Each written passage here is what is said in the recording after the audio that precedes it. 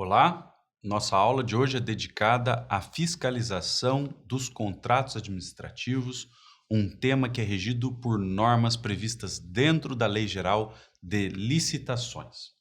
Nós precisamos entender que a fiscalização é essencial para concretizar a eficiência administrativa e também para garantir as finalidades buscadas pela administração com um determinado contrato, que é regido muitas vezes por um edital de licitação ou por documentos que orientam a contratação direta. É por isso que a própria Lei de Licitações, no artigo 104, elege a fiscalização como uma prerrogativa da administração pública. Nós sabemos que o 104 enumera várias prerrogativas, vários poderes exorbitantes e, se olharmos bem, ali se encontra o poder de fiscalização contratual. Quem é que exerce esse poder de fiscalização contratual na prática?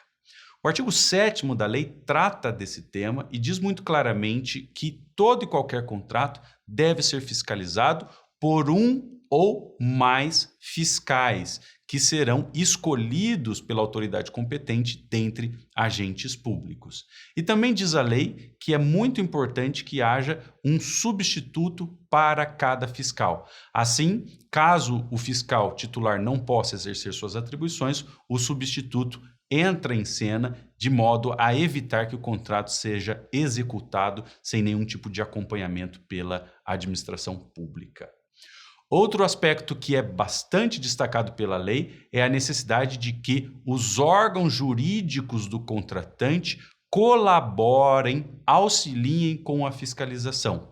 E a lei também diz em vários momentos que a população pode acessar documentos da licitação, pode acessar os contratos administrativos e também apoiar por meio do controle social essa fiscalização do contrato. Dentro da lei, há uma norma muito evidente no sentido de que a administração deve receber reclamações, deve receber manifestações sobre a execução dos contratos e se manifestar expressamente a respeito dessas petições trazidas eventualmente pela população que acompanha aquela execução. Vejam, na escolha do fiscal, é muito importante que a administração pública observe um princípio que foi muito destacado na Lei 14.133 e que não aparecia na Lei 8.666, que é a nossa antiga Lei de Licitações. Eu me refiro aqui ao princípio da segregação de funções. Esse princípio é muito interessante porque veda a designação de um mesmo agente público para atuação simultânea em funções mais suscetíveis a riscos. Então vejam, um mesmo agente público não deve elaborar a minuta de contrato, conduzir a licitação e depois fiscalizar o contrato. Há várias tarefas na contratação pública, no ciclo da contratação, que são estratégicas. E, portanto, se nós tivéssemos ali a mesma pessoa, o mesmo agente público, nós teríamos a possibilidade que esse agente público ocultasse erros e também ocultasse a ocorrência de fraudes ou até mesmo de problemas de corrupção. Então, a Lei de Licitações, a 14.133, elegeu esse princípio, consagrou esse princípio da segregação de funções para evitar que problemas sejam ocultados. A necessidade que se impõe, portanto, diante desse princípio, é de que nós tenhamos diferentes agentes públicos, diferentes pessoas nas funções estratégicas. E também aqui na fiscalização, esse princípio aparece e se diz ali que o fiscal deve ser uma pessoa que tenha uma certa neutralidade, uma dedicação mais específica a essa tarefa, não se confundindo, portanto, com os agentes públicos que estão exercendo outras funções fundamentais na contratação. Quais são, afinal, as tarefas do fiscal no dia a dia? Vejam, eu resumiria essas tarefas a basicamente 3. O fiscal, em primeiro lugar, deve anotar todas as ocorrências relacionadas à execução contratual num registro próprio. Então, vamos imaginar que o fiscal observa num determinado contrato de obras que a empresa contratada utiliza um material que não é compatível com aquilo que está previsto nos anexos do contrato, nas referências indicadas pela administração pública. Então, todos esses problemas de execução contratual devem ser devidamente registrados.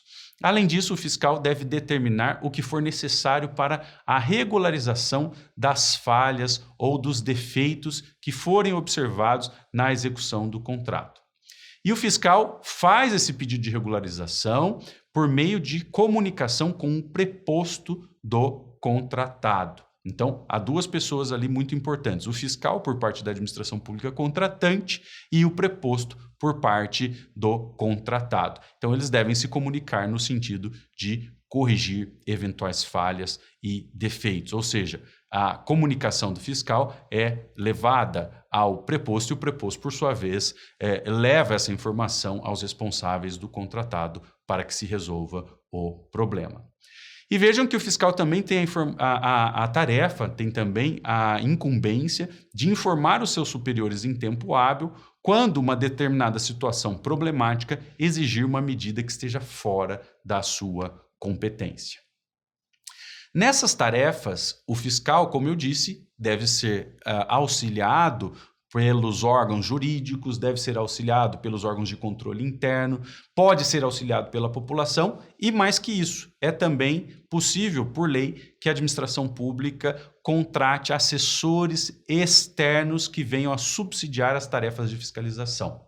Notem bem, o que a lei diz é que os assessores externos subsidiam as tarefas de fiscalização. Os assessores externos, portanto, não afastam a necessidade de que a administração pública tenha os seus próprios fiscais. Tá bom?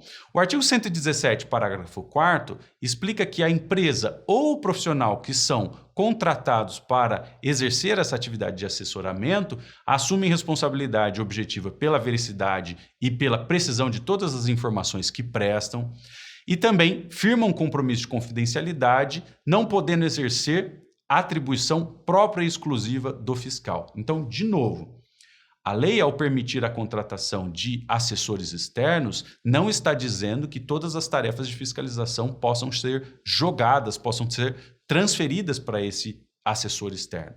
É necessário que, apesar da contratação do assessor, exista um fiscal escolhido dentre agentes públicos.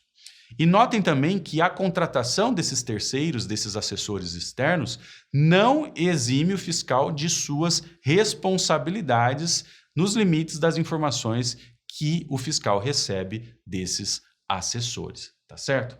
Agora, eu queria destacar que essa participação de terceiros, principalmente de profissionais especializados, é fundamental hoje no dia a dia da administração, porque a administração contrata objetos extremamente complexos, serviços de tecnologia, obras extremamente complicadas e muitas vezes a administração pública não tem nos seus quadros pessoas com a formação técnica necessária para fazer uma boa fiscalização do contrato. Então é muito importante essa previsão da lei de licitações no sentido de viabilizar a participação de assessorias externas e com certeza a partir desse momento, com essa possibilidade, nós vamos ter uma fiscalização muito mais efetiva.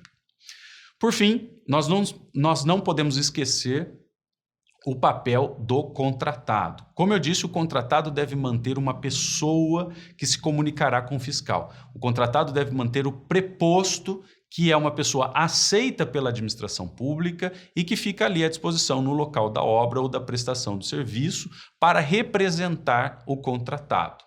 O contratado também deve, além de indicar o preposto, reparar, corrigir, remover, reconstruir, substituir às suas expensas tudo aquilo que tiver sido executado de maneira incorreta e também quando tiver utilizado algum material que é indevido, que não é exatamente o material que se esperava na execução daquele contrato. Então, por exemplo, vamos pensar que o contratado deva utilizar um determinado tipo de cimento e utiliza outro na construção de uma obra. Tá certo? Então, ele deve fazer todos esses ajustes, todos esses reparos e substituições, às suas expensas.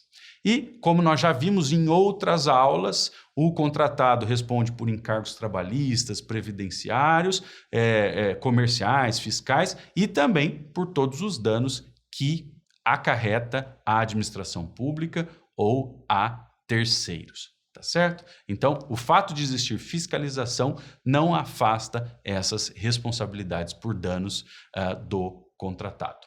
Um grande abraço e até a próxima aula.